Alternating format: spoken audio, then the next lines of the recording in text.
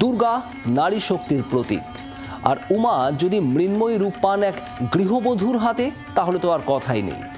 নদিয়ার মহিলা মৃৎশিল্পী সাধনা পণ্ডিত স্বামীর কাঁধে কাঁধ মিলিয়েই লেগেছেন মূর্তি গড়ার কাজে।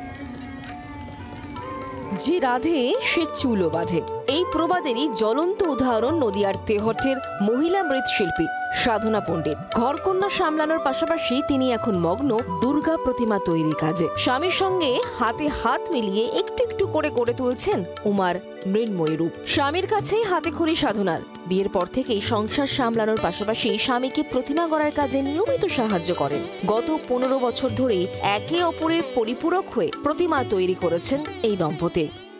আমার স্বামীকে আমি সহযোগিতা করি, কারণ যদি উনি 5টা করে, আমি যদি আরেকটু সহযোগিতা করি তাহলে আর 2টো বেশি করতে পারি।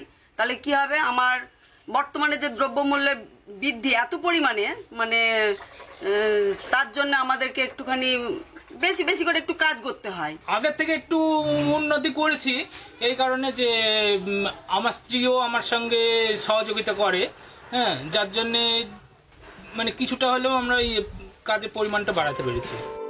ছেলের ভবিষ্যতের দিকে তাকিয়েই হাতে হাতে প্রতিমা তৈরি করছেন দম্পতি। এলাকাবাসীর কাছেও গর্ব এই পণ্ডিত দম্পতি।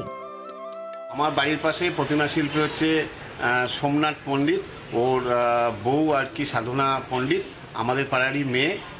তাই যে সোমনাথ পণ্ডিত সাধনা পণ্ডিত এই দুজনেই কিন্তু অভাবের সংসার, তেহট্ট মণ্ডলপাড়ায় বাড়ি। বহুদিন ধরে ওরা প্রতিমা তৈরি করছে।